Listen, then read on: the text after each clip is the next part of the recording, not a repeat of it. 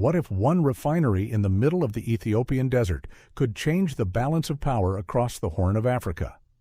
Not because Ethiopia is about to become an oil superpower, it isn't. And not because this refinery will make Ethiopia completely independent of foreign energy. It won't. The real story is more interesting. For decades, Ethiopia has depended heavily on imported petroleum products to keep its economy moving. Diesel for trucks, fuel for farms, gasoline for vehicles, jet fuel for aviation. In 2024, Ethiopia's central bank announced a $175 million foreign exchange allocation specifically to support fuel imports. Now, deep inside the Somali regional state, Ethiopia is attempting something radically different. At Gode, a major refinery is being developed with planned capacity of approximately 3.5 million tons per year, roughly 70,000 barrels per day. Its intended feedstock is crude oil and condensate from the Halala field. The project was formally launched in October 2025, with initial completion targeted around 2027. And the company behind the refinery is China's Golden Concord Group, or GCL. At first glance, this is an energy project. But look closer, it is really a project about options. And for a landlocked country, options can be power. To understand what God could change, we first need to understand what Ethiopia lost. You may hear Gode described as Ethiopia's first oil refinery. Strictly speaking, that isn't correct. Ethiopia once operated the Assab refinery when Eritrea was part of Ethiopia. The refinery opened in 1967. But Eritrea's independence transformed Ethiopia's strategic geography. Ethiopia lost its coastline, it lost direct access to Assab. And the refinery eventually ceased operations in 1997.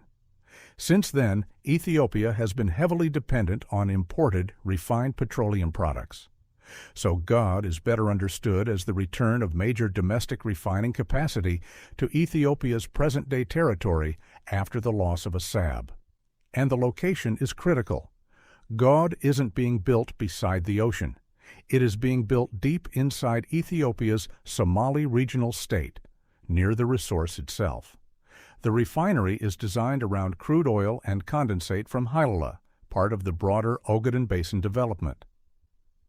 Nearby, Ethiopia is also developing natural gas resources from the Kalab and Halala fields for a separate industrial complex, including fertilizer production. That creates the possibility of something much larger than a refinery. An energy industrial cluster, oil, gas, refining, fertilizer, infrastructure, and potentially new industries built around locally available energy. But a vision is not the same thing as a functioning industrial system, and that distinction will determine whether Gode succeeds. The headline number is 70,000 barrels per day. It sounds enormous, and it is, but capacity is one of the most misunderstood numbers in the energy industry. A refinery designed to process 70,000 barrels per day does not automatically produce 70,000 barrels every day. It needs crude, pipelines, electricity, water, storage, maintenance, skilled personnel, and above all, it needs the upstream oil fields to deliver enough feedstock consistently. That makes Gode inseparable from Halala. If the upstream system underperforms, the refinery's theoretical capacity becomes irrelevant. So the real project isn't one facility. It is a chain. Halala produces the hydrocarbons. Infrastructure moves them. Gode processes them. Distribution networks move the products. And Ethiopian consumers ultimately determine whether the economics work. That is why the most important number may not actually be 70,000. It may be the refinery's utilization rate, because a smaller refinery operating reliably can be more strategically valuable than a giant refinery operating intermittently. Ethiopia isn't simply trying to build a refinery. It is trying to build a petroleum ecosystem in one of its most remote regions. and that is a much harder challenge. Now follow the fuel north from Gode across Ethiopia toward Addis Ababa and ask a deceptively simple question. Where did Ethiopia's fuel come from before Gode? For decades, one answer has dominated: Djibouti. Ethiopia is landlocked. Djibouti isn't. That geographic fact has made the Djibouti-Ethiopia corridor one of the most strategically important trade routes in Africa.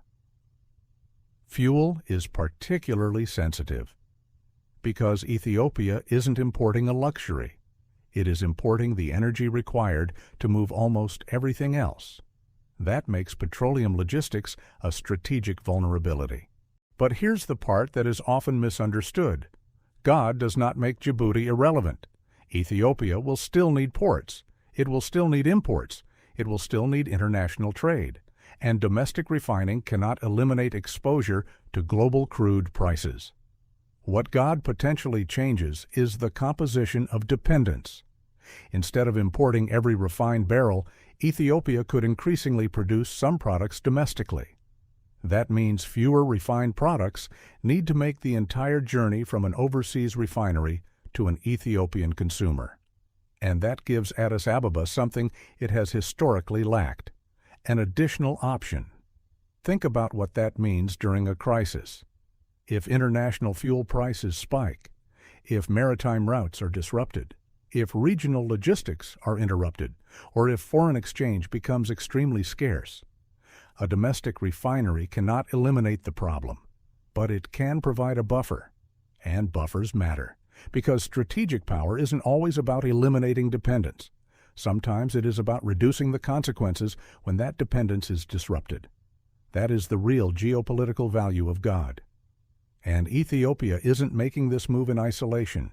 East Africa is entering an energy infrastructure race. Look south. Uganda is moving toward commercial oil production.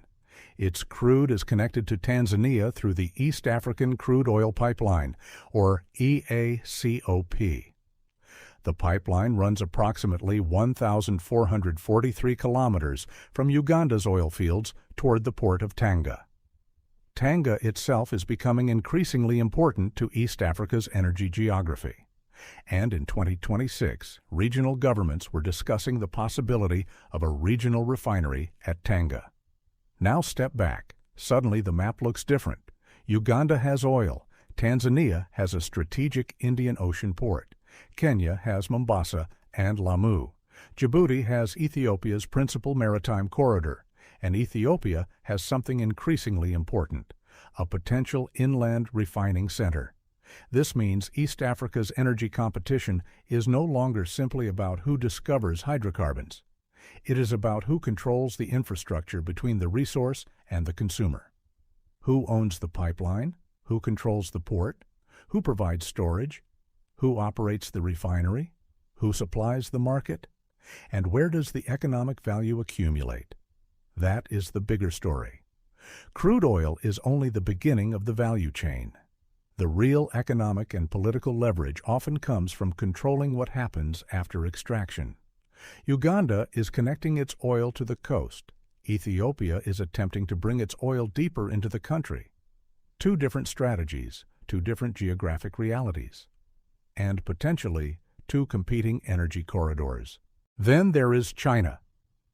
GCL has been involved in Ethiopia's Ogaden energy development for years. The company was associated with the basin's early crude development and the production of Ethiopia's first test oil from the Ogaden project in 2018. Now the relationship is moving further downstream, from resource development toward processing. And that matters, because there is a major difference between exporting a raw resource and building an industrial economy around that resource. If crude is simply extracted and exported, much of the processing value is created somewhere else.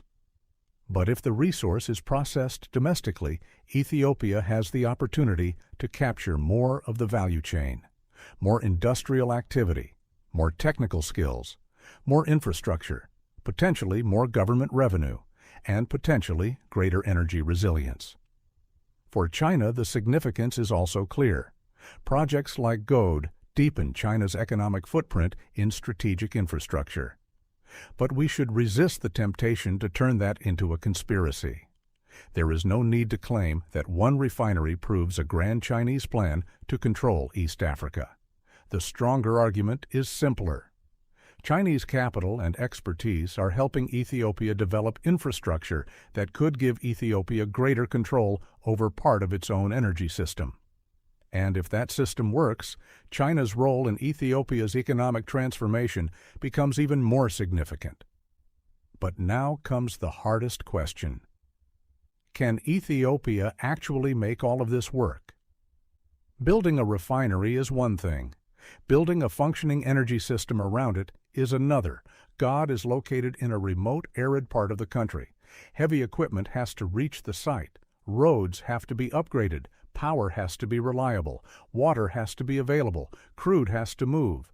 Finished products have to move again. Security has to be maintained. And the upstream fields have to deliver. Then there is the human question. The Somali region has historically experienced political and economic marginalization. A multi-billion-dollar energy project can transform the local economy, but only if the benefits reach the communities living alongside the infrastructure. Jobs, businesses, roads, electricity, services, revenue. If local communities see the project as an opportunity, the refinery can become an anchor for regional development. If they see it as another resource project extracting wealth without delivering benefits, the political risks become much greater. That is why Gode's ultimate test isn't simply engineering, it is coordination. Can Ethiopia align the oil fields, the refinery, the infrastructure, the security, the investment, and the communities into one functioning system? So, will Gode make Ethiopia energy independent? No. At least that is not the right way to think about it. The more important question is, will Gode make Ethiopia less vulnerable? Because independence and resilience are not the same thing. A refinery cannot stop global oil prices from rising. It cannot eliminate international trade. It cannot make Djibouti irrelevant. And it cannot guarantee that Ethiopia will never experience another fuel shortage. But it can create something Ethiopia desperately needs: strategic flexibility. If Hilala produces, if the infrastructure works, if Gode reaches its planned capacity, if the refinery operates reliably, and if the finished products can be distributed efficiently, then Ethiopia will have moved one step away from being entirely dependent on imported refined fuel. And that changes the country's bargaining position. It changes the economics of its transport system. It changes the value of its domestic hydrocarbons. And potentially it changes the strategic importance of the corridors around it. That is why this is bigger than a refinery. For decades, Ethiopia's geography forced it to look outward, toward foreign ports, foreign suppliers, foreign exchange, foreign supply chains. Now Ethiopia is attempting to pull part of that energy chain inward, into the Ogaden, into Gode, into the heart of the country. And if it succeeds, the most important product coming out of that refinery may not be diesel, it may not be gasoline, it may not be jet fuel. It may be something far more valuable to a landlocked power: choice. Because when a country has only one route, that route has power over the country. When it has two, the equation changes. And when it begins building the infrastructure to control its own energy value chain, the equation changes again. The desert is still quiet. The refinery is still under construction. The outcome is not guaranteed. But beneath the sand, Ethiopia is attempting to build something much larger than an oil plant. It is attempting to build strategic autonomy. And if Gode succeeds, the question won't simply be how much oil Ethiopia can refine. The question will be, how much dependence can Ethiopia afford to leave behind? That is the Ogaden enigma, and the answer could reshape the Horn of Africa for a generation.